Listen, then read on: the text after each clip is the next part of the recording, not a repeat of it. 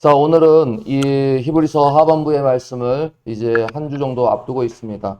읽었던 말씀들이 앞장과 이어지기 때문에 조금 어려움이 있을 수 있는데요. 또 지난번에 했던 말씀을 좀 찾아보면서 말씀을 전해드릴 테니 여러분들이 정리해 주시면 감사하겠습니다. 우리가 지난주에 살펴보았던 것은 12장에 들어오면서 한 세 가지로 정리를 해보면, 첫째가 경주자로서 부름을 받았다는 것입니다. 경기하는 사람이죠. 이 경주자로서 부름을 받은 성도들은 바로 예수께 시선을 고정해야 한다는 것입니다. 최근에 월드컵 경기가 있었죠. 여러분, 골을 먹는 사람이나 공을 차는 사람들이 그 시선들이 그 카메라에 보면 끝까지 볼을 집중하는 것을 볼 수 있었습니다.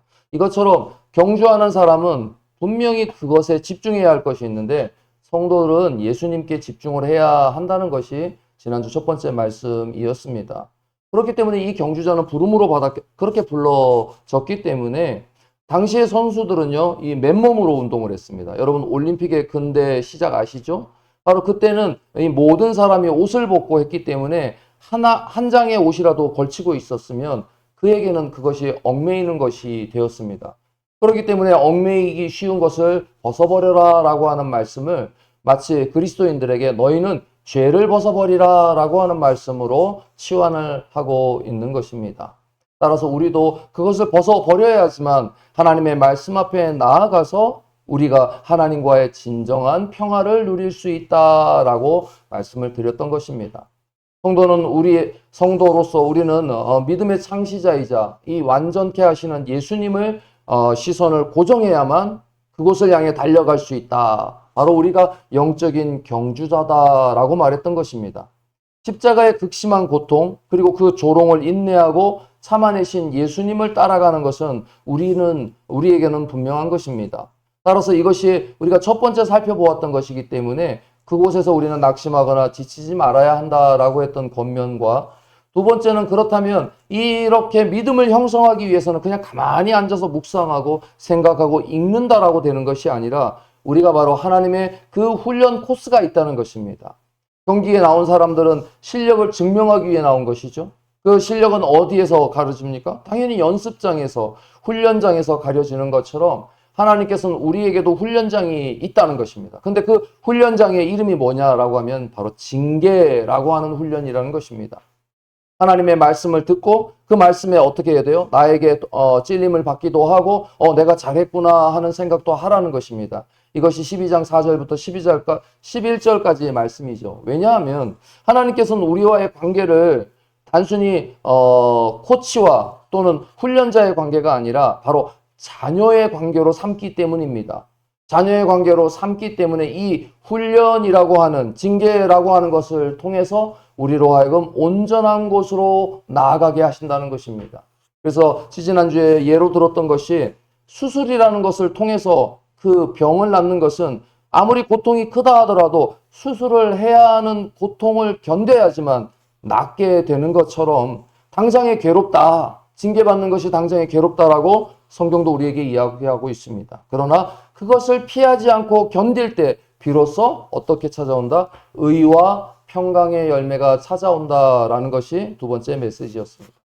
그리고 세 번째는 그것이 혼자만의 감당할 일이 아니라 함께 공동체가 있다. 그 공동체가 함께 손을 잡고 함께 그것을 감당할 때 바로 어떻게 해요? 힘을 낼 수 있다. 용기를 얻을 수 있다. 이것이 원래 우리의 표어가 바로 서로 돌아보아 격려한다는 것입니다. 그것이 12장 12절부터 17절까지의 경주자로서 이 징계하는 훈련 코스를 통과할 때 함께 그곳을 감으로 인해서 우리가 피곤한 사람들의 손을 잡아주고 연약한 무릎을 일으켜 세워주고 바른 자세로서 신앙의 길을 걸어갈 수 있도록 신앙 공동체가 함께 서로 돌아보아야 한다는 것입니다. 왜냐하면 구약의 바로 에서처럼 일시적인 만족을 위해서 자신의 장자권을 팔아버리고 다시는 되돌이킬 수 없는 일들처럼 우리 주변에는 쓴뿌리가 자라기 때문이라는 것입니다. 저거 좋은데? 저렇게 해볼까? 라고 하는 것들이 다 옳으냐? 그렇지 않다는 것입니다. 그렇기 때문에 우리의 생각을 감찰하신다라고 말씀했죠. 하나님의 말씀을 통해서 우리 속에 쓴뿌리가 자라지 않도록 주의하는 것입니다. 하나님께서는 마치 부모처럼 자녀에게 너 그러면 위험한데? 너 이거 안 하면 안 되는데? 이렇게 말하는 것입니다. 우리가 일반 사람들에게는 그렇게 말할 수 없죠. 왜죠? 모르잖아요. 그에게 그의 공간이 있고 우리가 그를 알 수 없기 때문에 가장 보편적인 것을 말하지만 그 보편적인 것보다 더 깊숙한 것을 우리는 부모와 자녀의 관계 속에서 하나님께서 우리와 속에서 아시기 때문이라는 것입니다. 그리고 이어지는 말씀이 오늘 네 번째로서 바로 그렇게 하려면 우리가 지금 어디에 와 있는지를 알아야 한다는 것입니다. 오늘 이 말씀이 바로 오늘 읽었던 17절 말씀부터 시작이 되는 것이죠. 18절 말씀을 한번 읽어볼까요? 18절. 너희는 만질 수 있고 불이 붙은 산과 침침함과 흑암과 폭풍과 나팔 소리와 말하는 소리가 있는 곳에 이른 것이 아니라. 이게 뭐냐면 구약의 출애굽한 백성들이 이제 얼마 가지 않아서 그들이 이른 산이 어디냐라고 말하면 바로 시내산입니다. 그 시내산이 바로 이렇게 폭풍이 있는 곳, 바로 그곳에 위험이 있는 곳이라는 것을 말해주고 있습니다.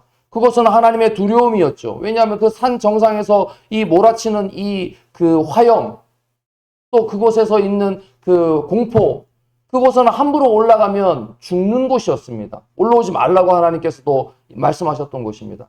그곳이 아니다라고 이야기하고 있는 것입니다. 그러면서 22절에 살아계신 하나님의 도성인 하늘의 예루살렘이라고 하는 표현을 바로 시온산이라고 표현하고 있다는 것입니다. 너희가 지금 와 있는 곳은 바로 시온산에 와 있다. 너희가 예전에 도착했던 시내산이 아니라 시온산에 와 있다라고 네 번째로 말하고 있다는 것입니다. 그럼 왜 이 얘기를 할까요? 이들은 경주자로서 부름을 받고 죄를 벗어버린 상태로서 믿음의 창시자이고 온전하신 예수님을 바라보지만 바라보고 가야 할 곳이 무엇이냐는 것입니다. 우리 아이들에게 또는 우리들이 이렇게 나중에 우리 여기 가자. 나중에 우리 이렇게 되기를 바라자. 이렇게 그것을 이야기하지 않습니까? 그렇다면 우리에게 있어서 바로 이것이 무엇이냐라고 할 때 가장 쉬운 단어가 하나님의 나라인 것입니다. 이렇게 생각을 할 수 있죠? 어떤 생각을 하냐면 현재의 고난을 생각하면 지금이 급하고 지금 상황만 넘어서면 되지 않나라는 생각을 할 수 있습니다. 물론 개인적인 삶에서는 그런 것들이 뭐랄까요? 가능합니다. 그런데 이걸 설명할 때 좀 좋은 예가 있는데 우리나라 한번 독립을 생각해 보시기 바랍니다. 일제강점기 시대에 많은 사람들이 직간접적으로 독립운동에 참여를 했습니다. 하지만 당장의 위기를 넘기고 사는 문제로 살아야 하니까 라는 생각 때문에 현실과 타협하면서 더 적극적으로 일본의 백성이다라고까지 주장했던 혼돈의 시기가 있지 않았습니까? 이들은 삶의 터전을 아예 만주로 옮겼습니다. 그런 나라를 잃은 데서 끝나는 것이 아니라 이곳에서 다시 나라를 세워야 합니다라고 말하면서 그곳에서 다시 나라를 건국한 것이 오늘 우리의 건국 이념이죠. 그런데 여전히 지금도 그것을 뒤흔들려고 하고 있다는 것입니다. 중요한 것은 바로 이들에게 어떻게 나라를 세우려고 하는 소망이 있었냐는 것입니다. 그 목적, 소망이 없다면 그곳에 와 있는 이유가 없기 때문이라는 것입니다. 다시 말해서 여러분들이 오늘 교회에 와 있고 뭐 아는 형이 또는 뭐 아빠가 목사가 이런 문제가 아니라 여러분이 와 있는 이곳에서 비록 작은 공간이지만 우리가 목적하는 바가 바로 하나님의 나라이다라고 하는 이 소망이 없다면 오늘 이 작은 모임이 다른 모임과 비교될 때 여기에 와 있는 것이 시간 낭비이고 여기에 와 있는 이유가 무엇인가라는 생각을 할 수밖에 없다는 것입니다. 왜냐하면 당시의 사람들이 그랬다는 것입니다. 히브리서 기자 눈에는 오늘 살아가야 하는 사람들에게는 오늘 로마의 그 무자비한 폭력을 피하려면 내가 유대교에 몸을 담고 있는 것이 내가 살 길이고 내가 유대교인 척하고 뒤로는 돌이켜서 예수님 하면 되지 않나라는 생각도 했을 법하다는 것입니다. 그렇지만 아니다. 하나님의 나라는 더 크고 소중한 것이고 그 소망을 잃어버린다면 지금 흔들릴 수밖에 없다라고 권면을 하고 있는 것입니다. 여러분 생각해 보시면 세상의 눈으로 볼 때는 누가 더 낫습니까? 당연히 후자가 더 낫지 않겠습니까? 그러니 그들은 야, 너는 원래 유대인이잖아. 그러니까 저기 성전에 가서 제사도 좀 드리고 형식적으로 좀 우리 모임에 참석도 하다가 그리고 너도 개인적으로 신앙생활 하면 되잖아. 오늘 우리도 그런 유혹들을 많이 받지 않습니까? 그런 차원에서 본다면 이 히브리서의 이제 마지막을 향하는 이 말씀은 결코 그때나 지금이나 결이 다르다라고 말할 수가 없습니다. 오늘 그래서 우리에게 말씀하시는 것입니다. 옛 언약으로 돌아가지 마라. 그렇게 돌아가면 안 된다는 것입니다. 왜냐하면 지금 있는 것이 더 좋은 것이다 라고 말하는 것입니다. 18절에 읽었죠? 뭐라고 그랬습니까? 너희가 도착한 곳은 거기가 아니다 라는 것입니다. 우리는 시내산에 도착한 것이 아닙니다. 교회를 조금 다니면 우리 많은 사람들이 그렇게 말합니다. 교회 열심히 다니는 것, 기도하는 것, 헌금 내는 것, 이런 것이 자신이 신앙인이다 라고 말합니다. 물론 그렇게 하는 것이 일반인 사람들과 구별이 되니까 쉽게는 말할 수 있습니다. 그러나 진짜 중요한 것은 우리 마음속에 그런 행동이나 어떤 행위를 통해서 하나님 앞에 가는 것이 아니라 하시는 그 말씀을 따라가는 것을 더 소중하게 여긴다는 것입니다. 이런 일들은 우리 주변에도 많습니다. 자녀를 키우는 부모 입장에서 자녀가 많은 것, 좋은 것으로 해주는 것도 나쁘지는 않습니다. 그러나 더 중요한 것은 나의 말과 내 말이 그에게 통하고 그 자녀가 하는 말이 서로 통하면서 대화가 잘 되는 것. 이거는 뿐만 자녀들 관계가 아니라 배우자 관계 속에서도 많은 문제들이 뭐라 그럽니까? 저 사람하고는 말이 통하지 않는다. 도대체 무슨 말을 하는지 모르겠다. 내가 이렇게 말하는데 내가 말하는 본래 의도를 받아들여 주지 않는다. 이렇게 말하지 않습니까? 바로 하나님께서 우리에게 원하시는 바는 그것입니다. 하나님과의 평화의 상태가 되기를 바란다라고 하는 것은 바로 그런 관계 속에 있다는 것입니다. 오늘 우리 시대가 바로 소통이 되지 않는 시대를 의미하지 않습니까? 특별히 우리가 살아가는 사회가 그렇습니다. 그래서 한때는요, 이 말이 안 통하니까 뭐를 썼습니까? 주먹을 썼죠. 폭력을 통해서 그 질서를 잡고 그 질서가 좋은 것으로 생각을 했습니다. 그래서 오늘날도 갑자기 그런 말들을 꺼내기 시작한다는 것입니다. 예를 들면 기독인들 중에도 대표적으로 이런 말을 합니다. 잠언서 13장 24절과 23장에 있는 말씀을 띄워드렸는데요. 함께 읽어볼까요? 시작. 매를 아끼는 자는 그의 자식을 미워함이라. 아이를 훈계하지 아니하려고 하지 말라. 채찍으로 그를 때릴지라도 그가 죽지 아니하리라. 네가 그를 채찍으로 때리면 그의 영혼을 수월에서 구원하리라. 여러분, 이게 성경에 있는 말씀이고 틀린 말씀이 아닙니다. 그러나 시대가 바뀌면서 우리는 과거의 것과 연결되는, 올바르게 교육한다는 것은 연결성이 있지만 폭력과 비폭력은 연결될 수 없는 것이라는 것입니다. 그런데 많은 기독인들이 이것을 성경 말씀이니까 맞다는 식으로, 요즘 아이들도 안 맞아서 그런다는 식으로 말합니다. 여러분 동의가 되십니까? 일부 우리의 마음속에 요즘 바로 그런 폭력을 다시 조장하는 것들이 우리 주변 눈에 자주 보이고 있다는 것입니다. 여러분들과 제가 주의하면서 그것이 정말 그런가를 살펴보아야 하는 것입니다. 정말 우리가 과거의 시대로 돌아가서 그런 폭력이 난무하는 시대에 살고 싶은가 하는 것입니다. 그때를 소망하는 분들이 왜 그렇습니까? 오늘 현실 속에서, 오늘 현실이 닥쳐진 그 암울함이 있다 보니까 미래에 다가와 미래로 나아가려고 하는 모르는 길로 가는 것보다는 알고 있었던 옛날의 방식 속에서 좋은 것만 찾아내려고 하는데, 이 좋은 것과 폭력이 어떻게 한 바구니에 담길 수 있냐는 것입니다. 설득하고 그 사랑을 드러내는 나의 노력이 더 필요한 것이고, 그것을 떠나버리고 그것을 버린 채 과거로 회상하는 것은 오늘 성경도 이렇게 말합니다. 지식이 없어서 망하는 길이다. 지식이 없어서 망하는 길이다 라고 말하는 것을 여러분들이 꼭 기억하시기를 바랍니다. 오늘 우리는 그래서 지난 3년의 시간들을 보면 요한복음을 1년 반, 소선지서를 1년, 그리고 히브리서를 지금 6, 7개월을 매주 하나님의 말씀을 통해 듣고 왔습니다. 어떻습니까? 여러분들 입장에서는 생소하지 않습니까?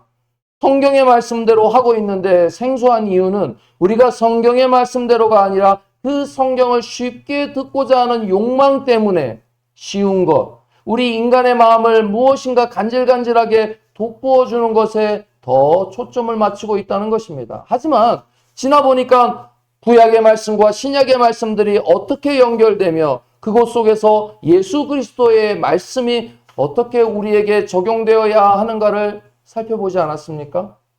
이것을 아는 방법은 가장 단순합니다. 타인 목사님들, 다른 목사님들의 설명을 들어보시면 됩니다. 물론 어떤 목사님들은 말씀을 잘 따라 설명하고 또 그것을 하는 능력이 있는 것도 사실입니다. 그럴 때 이 차이를 보면서 하나님의 말씀이 과연 우리를 어떻게 할 것인가 라는 것을 온전히 돌아볼 수 있다는 것입니다. 말씀의 체계가 쌓이지 않으면 우리의 인생의 어려움과 위기를 만날 때 우리는 한순간 넘어질 수밖에 없다는 것입니다. 왜죠? 훈련에 참가하지 않았기 때문이죠. 오늘 여러분 우리가 월드컵을 보면서 누구는 잘못했네, 누구는 말았네 하면서 우리의 지식을 말할 수 있지만 막상 우리는 그 필드에 들어가서 뛸 수 있는 선수는 아니지 않습니까? 그렇기 때문에 우리가 하는 말들을 가려해야 할 때 내가 하는 게 너보다 낫겠다라는 말은 주의해야죠. 잘못은 지적하되 그러나 정당해야 하고 그러면서 상대를 비난하는 것이 아니라 비평은 하되 올바른 길로 나아가고자 하는 방향이 있어야 한다는 것입니다. 이것이 하나님의 말씀이 우리에게 주고자 하는 바입니다. 뭐 나 다 살아왔는데 이제 와서 그럴 필요가 있어? 아니죠. 여러분들 우리 부모님들과의 우리의 관계를 돌아보십시오. 좋아진 관계이긴 하지만 그러나 더 좋아질 수 있지 않습니까? 그런 관계들이 아직 우리는 남아 있습니다. 이건 성경의 말씀이 아니라 우리 인생을 살아가는 어른들이 하는 말씀이지 않습니까? 죽기 전에 잘할 것. 부모님 떠나고 나면 아무 소용없더라. 이거 성경 말씀이 아니라 세상에도 그런 말씀이 있다 하는데 왜 우리가 하나님의 그러하신 말씀을 모르냐는 것입니다. 과거 이스라엘 백성들은요. 하나님 믿고 이집트 탈출할 때는 모든 것이 새로운 것처럼 좋았죠. 그리고 나서 3일 길만 지나자 벌써 상황이 달라졌습니다. 주변이 광야요. 먹을 것도 없고 아무런 것도 할 게 없이 그저 아침에 일어나면 짐 싸고 걸어가야 하고 어느 순간 멈추면 그곳에서 멈춰서 텐트를 치고 살아야 하고 말 그대로 미래가 없는 것 같았습니다. 하지만 하나님께서는 그들에게 미래를 주셨죠. 우리 신명기 말씀 읽었죠. 너희가 가나안 땅에 들어가면 이게 소망이죠. 그렇다면 오늘 우리에게 소망이 무엇인가? 너희가 하나님의 나라에 들어가면 여전히 우리는 그렇게 광야라는 인생의 길을 걷고 있다는 것입니다. 그런데 우리가 여전히 어떤 검붉은 구름, 불타오르는 것에 집중해서 그곳에 들어가려고 한다면 어떻게 되겠느냐 하는 것입니다. 이것을 한번 돌아보는 것이 좋습니다. 몇 가지 이미지를 띄워드릴게요. 바로 그들이 섰던 곳은 바로 저렇게 불타는 그 산 앞에 서서 저곳에 올라갈 수도 없고 오로지 모세만 올라갔던 그 자리에 있었다는 것입니다. 그러나 그것이 이제 시간이 지나서 그들이 하나님으로부터 성막이라고 하는 제사 시스템을 받고 그곳에 하나님의 영광이 이주했습니다. 하나님이 작은 초소로 자신을 가두어 주었습니다. 그것이 하나님의 사랑의 표현이었죠. 그곳에서는 소수의 사람들만 그저 하나님 앞에 나올 수 있었는데 오늘 히브리서는 우리에게 뭐라고 얘기하냐면 그 휘장 너머에 하나님의 천만 천사가 우리를 맞이하고 우리를 위하여 그 길을 열어놓고 있다는 것입니다. 우리에게는 활짝 열린 길이라는 것입니다. 그런데 그곳으로 들어가려 하지 않는다는 것입니다. 왜냐하면 우리는 두렵기 때문입니다. 우리 하나님께서는 우리를 권력이나 힘으로 조련하는 것이 아니라 저와 여러분의 그 마음 다치는 것을 허락지 않으시고 우리의 죄의 문제를 해결하셔서 우리로 하여금 그 길로 들어올 수 있도록 사랑의 손으로 이끄는 것입니다. 폭력은 잠시 잠깐, 두려움은 잠시 잠깐입니다. 그의 마음을 온전히 받아들이지 못한다면 그것이 진짜 사랑이다라고 말할 수 없다는 것 저와 여러분들이 잘 알고 있습니다. 왜냐하면 그 문제는 한계를 가지고 있었다라고 우리가 히브리서의 오랜 시간 동안을 배웠습니다. 인간 대제사장은 나이가 들면 죽었습니다. 시간이 지나면 그 아들 대제사장 역시 그것을 온전히 이해할 수 없는 문제도 있었습니다. 이렇게 인간의 문제 그리고 여전히 동물 제사로 드려야 하는 그 한계는 여러분들도 잘 알다시피 예수님의 시대에 와서 그 성전 넓은 뜰에 자 오늘 가서 바치실 비둘기 사십시오. 아이고 저 먼 곳에서 오니라 힘들지 않습니까? 제가 양을 준비해 놨으니까 이 양을 사십시오. 소도 사십시오. 이러면서 오히려 상거래로 발전하는 것은 결국 하나님이 원하시는 바가 아니라는 것을 우리는 잘 알고 있습니다. 오직했으면 하나님께서는 야 냄새난다 집어치워라. 예, 그렇게 말씀하셨습니다. 너희 냄새, 너희가 피워내는 그 동물 제사의 냄새 때문에 코가 썩겠다, 지겹다, 역겹다라고까지 말했다는 것입니다. 왜죠? 마음이 없으니까. 마음이 없는 곳에 그들의 제쳐졌던 제사는 결국 인간의 그 약함만, 악함만 드러낼 수밖에 없었다는 것입니다. 이것은 그들만의 문제가 아니었습니다. 여러분 잘 알고 있는 베드로라는 사람도 그랬습니다. 예수님께서 붙잡히실 때에 예수님을 보호한다는 명목 아래 그가 차고 있던 칼로 그 군인의 귀를 자르지 않았습니까? 그러니까 예수님께서는 이렇게 말씀하셨습니다. 마태복음 26장 말씀인데요. 한번 읽어볼까요? 시작. 너는 내게 내 아버지께 구하여 지금 12군단 더 되는 천사를 보내시게 할 줄을 없는 줄을 아느냐? 내가 만약 그렇게 하면 이런 일이 있으리라 한 성경이 어떻게 이루어지겠느냐? 좁은 시각에 살면요, 베드로처럼 급하게 자기가 믿고 있는 칼을 의지해서 행동할 수밖에 없습니다. 예수님도 조급하신 분이고 이것을 폭력으로 해결하려고 했다면 하늘의 천군 천사를 동원할 수 있는 무지막지한 권력계 중심에 있고 그 권력을 휘두를 수 있는 분입니다. 이제 우리는 얼마 시간이 지나지 않으면 진짜 그 권력을 휘두르는 장면 앞에 서 있습니다. 내가 그 휘두르는 심판 앞에 서 있는 심판자가 아니라 우리는 하나님과 함께서 세상을 심판하는 위치에 서게 될 것입니다. 오늘 23절에는 이렇게 말하고 있는데요. 23절에 한번 읽어볼까요? 시작. 하늘에 기록된 장자들의 모임과 교회와 만민의 심판자이신 하나님과 및 온전하게 된 의인들의 영들과. 그렇습니다. 여기에 모임과 교회라고 표현을 하고 있지 않습니까?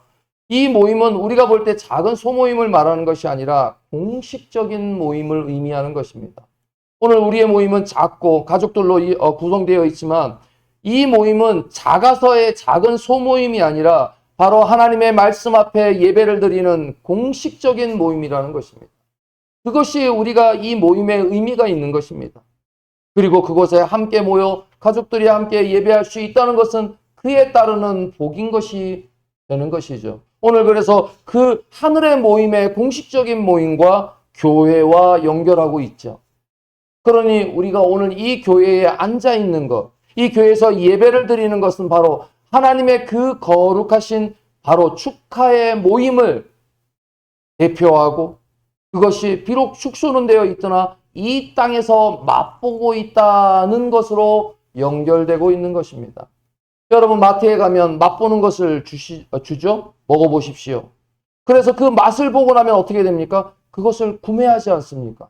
그리고 집에 돌아와서 그 전체를 맛보는 것이 바로 극치 아닙니까? 오늘 저와 여러분이 이 교회에서 맛보는 것은 말 그대로 조금 맛보는 것입니다. 그러나 하나님의 나라에서는 그 전체를 완전하게 맛본다는 것입니다. 그런데 이것이 바로 시내산에서 드렸던 동물의 피로 맺은 언약에서는 한계가 있다는 것입니다. 이 한계는 하나님의 한계가 아니라 인간의 한계가 그렇다는 것입니다.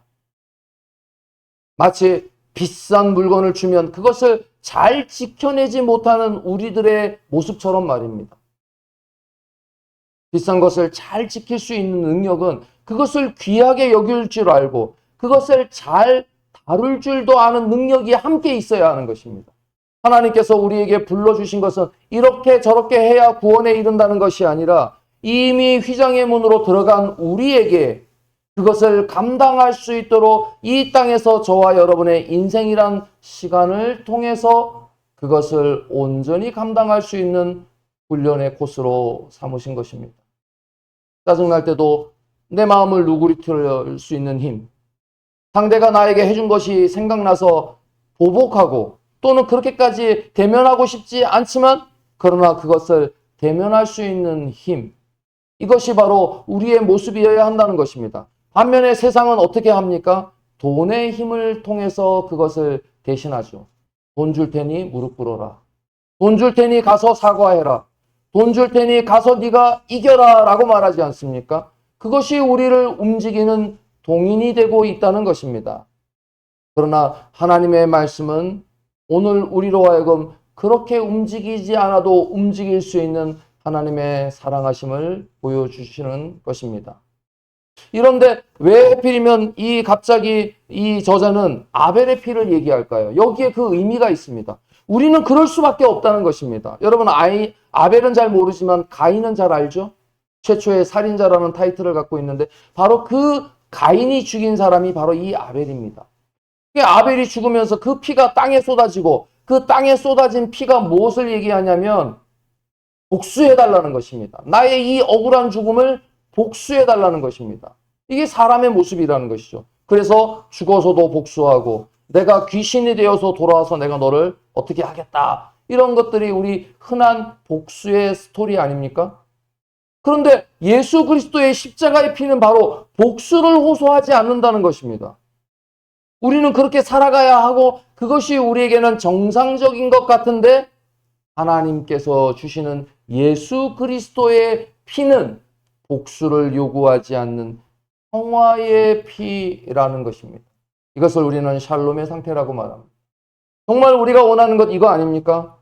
지난 과거의 잘못을 미안하다라고 말하기만 한다면 우리는 돌아가서 언제든지 안아주고 언제든지 관계를 회복하려고 하는데 그 전제의 조건이 반드시 네가 사과하는 것이어야 합니다.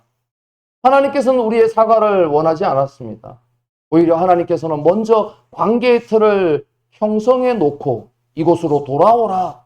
그리고 누리라. 그러면서 그 훈련 코스를 통해서 너의 문제, 너의 시간들을 돌이켜보며 나의 앞에 완전한 샬롬의 관계로 회복하자라고 말하고 있고 그리고 이 땅에서의 회복이 아니라 진정한 회복은 하늘에서 이루어질 것, 하나님의 나라에서 이루어질 것이라고 말하고 있다는 것입니다. 여러분은 그렇게 생각하십니까? 아니죠. 우리는 그렇게 생각할 수 없습니다. 네가 나에게 해준 것 때문에, 그동안 내가 받은 것 때문에 우리는 차마 내가 돌려주지 않는 것만 해도 고맙게 생각해라 라고 말하고 있다는 것입니다. 그런데 그럴만 하면 사랑이라 할 수 없는 것입니다.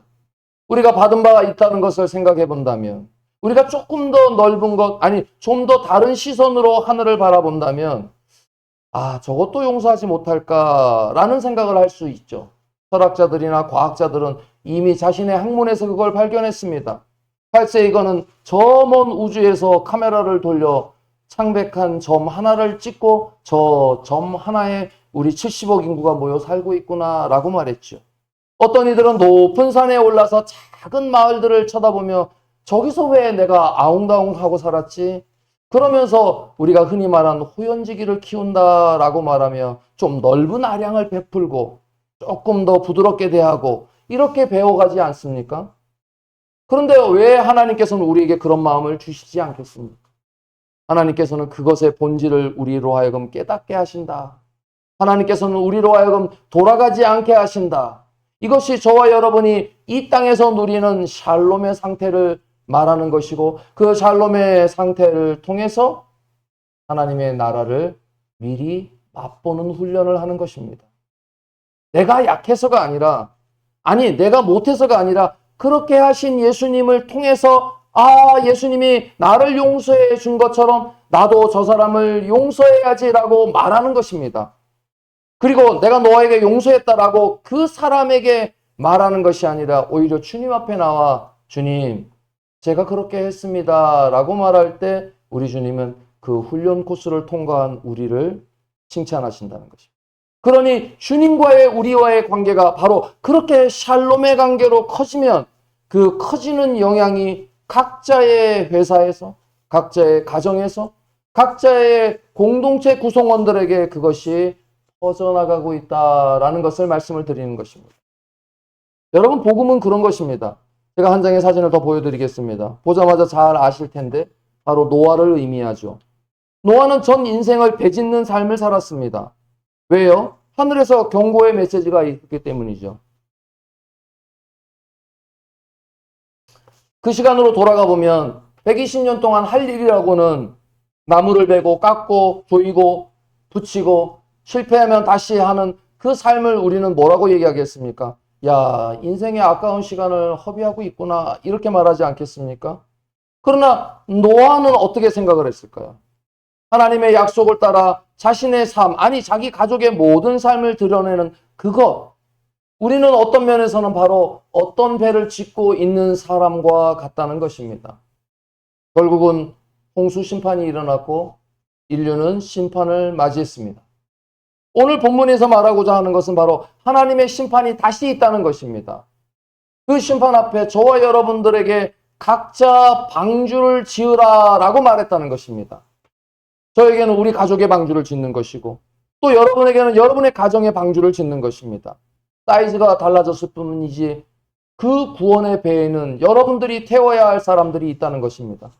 저는 동생을 태우고 우리 어머니를 태우고 사랑하는 동생들과 함께 태우기를 바란다면 우리 동생들은 다시 자신들의 남편을 태우고 다시 남편은 자신의 가족을 태우고 이렇게 각자의 작은 방주들을 여러분들이 지어가고 있다는 사실을 기억하시기 바랍니다. 하나님의 말씀대로 살고 그 말씀의 샬롬의 상태를 여러분들이 넓히는 만큼이 여러분들이 짓고 있는 방주라는 것입니다. 오늘 우리는 몇 주 전에 11장을 배웠습니다. 믿음의 장이라고 말하죠. 믿음에 산 사람들을 열거하고 있기 때문입니다. 그 중에 대표적으로 두 그룹이 있었는데 하나는 홍해를 건넜던 사람들입니다. 여러분 생각해 보십시오.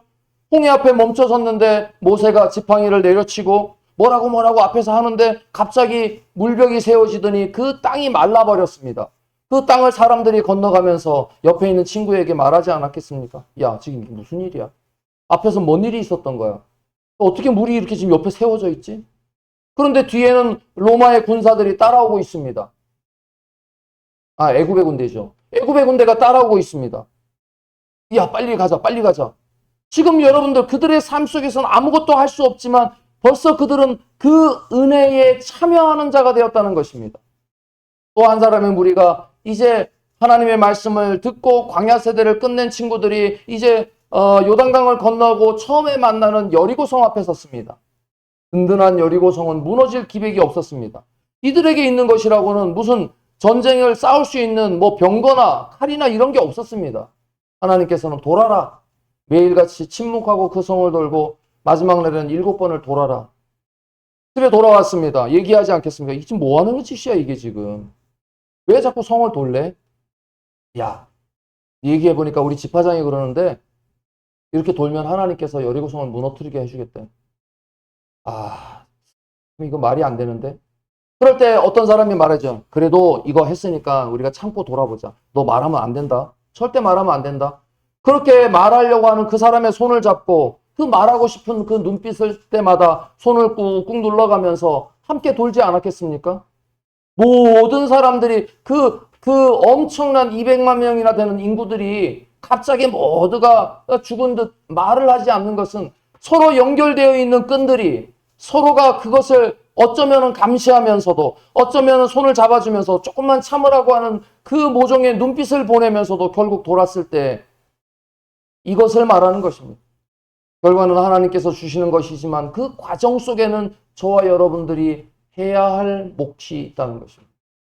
그것을 오늘 성경은 히브리서는 우리에게 훈련의 코스, 바로 감당해야 할 일들이라고 말을 하는 것입니다. 우리는 샬롬의 상태에 있어야 합니다. 서로를 도와주는 상태, 좀 나오시죠. 함께 가시죠. 우리가 이렇지만 그래도 너 나가야 하지 않습니까? 이렇게 말해주는 상태, 잘하고 있다. 응원해주고 조금 남았으니까 참아보자. 내가 너를 위해 기도하고 있다.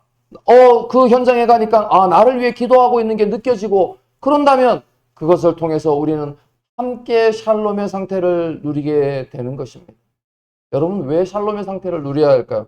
최종적으로 하나님의 심판을 면하는 것이기 때문입니다. 노아 시대는 물로서 심판을 했다면 이제 돌아오는 시대는 하나님께서 물과 불로서 함께 심판을 한다는 것입니다. 그 대표적인 게 불이죠. 26절의 말씀을 한번 읽어볼까요? 시작. 그때에는 그 소리가 땅을 진동하였거니와 이제는 약속하여 이르시되 내가 또 한 번 땅만 아니라 하늘도 진동하리라 하셨느니라. 마지막 29절도 읽어볼까요? 시작. 우리 하나님은 소멸하시는 불이심이라. 이제 물로 심판하는 것은 하나님께서 하지 않겠다라고 노아 이후에 약속하셨습니다. 그리고 이제 다시 돌아오는 이 시대에는 이제 앞으로 닥쳐질 시대의 심판은 불로서 심판하는 마지막 심판의 시간이 될 것입니다. 언제 하죠? 어떻게 하죠? 이것도 또한 샘플로 보았습니다. 어디입니까? 소돔과 고모라입니다. 소돔과 고모라는 죄로 관영했습니다. 모든 윤리적인 의식이 무너졌습니다. 그러자 그때 하나님께서는 바로 소돔과 고모라를 불로 심판하셨다는 것입니다. 이 불로 심판하신다는 것은 바로 노아 시대의 끝이 아니라 이제 다시 우리에게 심판의 시간이 있다는 것을 상기하고 그 심판을 이기기 위해서는 유일하신 구원의 대책, 우리가 바라봐야 할 시선, 바로 예수 그리스도라는 흔들리지 않는 터 위에 세워야 한다는 것입니다. 이것을 우리가 감당하기 어렵다라고 생각하지만 그렇지 않습니다. 예수님께서는 이미 누가복음 12장 49절에도 오셔서 말씀하신 바입니다. 먼저 학개서에서 이런 말씀하셨죠. 조금 있으면 내가 하늘과 땅과 바다와 육지를 진동할 것이다. 누가복음에서는 예수님이 직접 내가 불을 땅에 던지러 왔다라고 말하면서 바로 불의 심판은 일관성 있게 우리가 맞이해야 할 심판이라는 것입니다. 이미 시대는 불타오르고 있죠. 여러분 지금 유럽도 들끓고 있다는 것 알고 계시죠? 수천 명의 사람들이 바로 그 열로 인하여 내리쬐는 햇빛으로 인하여 죽어가고 있고, 한편으로는 정책이 우리처럼 부드럽게 움직여서 에어컨을 설치하세요 라고 말하는 것이 아니라 에어컨 하나를 설치하는데도 몇 단계의 법을 거쳐야 하는 상황 속에 놓여 있습니다. 그러면 친화적으로 바꿔야 할 여러 가지 기술이 개발되어야 하지만 오히려 기술은 개발되지 않고 있는 것이 오늘 현장이고, 우리 7월 달이면 우리 동생이 거기 간다는 사실입니다. 기도해야죠. 무더위를 잘 피할 수 있도록. 여러분, 하나님의 심판은 우리가 뭔가 지구가 쩍 하고 갈라지는 그런 심판만을 말하는 것이 아닙니다. 오늘 우리의 삶 속에서 다가오는 것들만 보아도 우리 어른들이 하는 말을 경험할 수 있습니다. 뭐라고 얘기합니까? 말세다, 말세. 저러고 사는 거 보니까 말세다. 이 말세의 시대를 더 앞당기고 있는 것이 바로 기업들의 이윤, 그것을 추구하며 끊임없이 열을 발산해내고 있다는 것입니다. 컴퓨터 하나, AI 시대에 쏟아지는 GPU, 그래픽, 이 모든 것은 열을 발산하는 것 자체입니다. 그래서 여러분 잘 아시죠? 우주를 띄워서 그 우주의 차가움으로 열을 식히겠다. 너무 좋은 기술입니다. 그러나 다시 우주로 나가고자 하는 사람들에게는 엄청난 도박이 되는 것이죠. 여러분, 이렇게 돌아가는 세상의 한계 속에서도 발전하는 것이 사람을 위한 것인가를 다시 한번 생각해 본다면 오늘 우리는 이 말씀이 결코 그 시대의 말씀만이 아니다는 것을 알 수 있습니다. 물론 불로 심판하는 것, 그것이 여러분들은 듣기에는 너무 앞서가는 것이고 너무 어떤 것을 비약하는 것일 수 있습니다. 그러나 우리의 삶 속에서도 보면 소멸되는 것이 얼마나 많습니까? 이따가 사라지는 존재로 기억되지 못하는 것은 각자가 소멸되는 상태인 것입니다. 기억되게 하기 위해서는 무엇이 기억됩니까? 그가 남긴 사랑만 기억되는 것 아니겠습니까? 그와 함께 살아왔던 사랑의 시간, 그와 함께 나누었던 사랑의 언어와 그 행동들이 그를 기억하게 하는 것처럼 오늘 예수님의 말씀은 저와 여러분에게 사랑의 증거로서 기억되기를 소망하는 것입니다. 오늘은 여기까지 말씀을 살펴보겠습니다. 말씀을 맺습니다. 우리가 하나님의 말씀, 이 히브리서를 읽으며 경험하는 것은 마지막 시대에 심판이 있다는 경고의 메시지가 아니라 하나님의 말씀으로서 경주자처럼 우리의 살아가야 할 바를 온전히 배우고자 하는 것에 있습니다. 그래서 이 말씀은 다른 해석이 필요 없이 그 말씀을 그대로 읽고 듣는 것만으로도 우리의 살아가야 할 방향을 설정하는 것입니다. 여러분, 여러분이 배를 운전하고 여러분이 가정에서 그 키를 잡고 있는 여러분들에게 무엇이 기준이 되어 항로를 정하고 방향을 정합니까? 그동안 살아왔던 것으로 또 우리의 인생의 경험으로 그것을 정하고 방향을 정하기도 하겠지만 더 중요한 것은 그곳에 올려져 있는 지도, 가지 말아야 할 곳을 아는 것, 그리고 저 하늘을 바라보며 밀려오는 폭풍구름을 피하는 것, 그것은 나만의 기술이 아니라 무엇인가 시대를 바라보며 시대를 진단하는 말씀이어야 한다는 것입니다. 오늘 우리 시대에 혼잡하게 하는 여러 가지의 지도보다는 하나님의 말씀인 지도를 펼쳐놓고 이 지도 위에 여러분이 항해하시는 그 항해의 길을 흔들고 방향을 정하신다면 우리는 하나님이 원하시는 그 영원한 항구에 도달할 것이다 라고 여러분에게 위로의 말씀과 권면의 말씀을 함께 전해드립니다. 아멘. 잠시 함께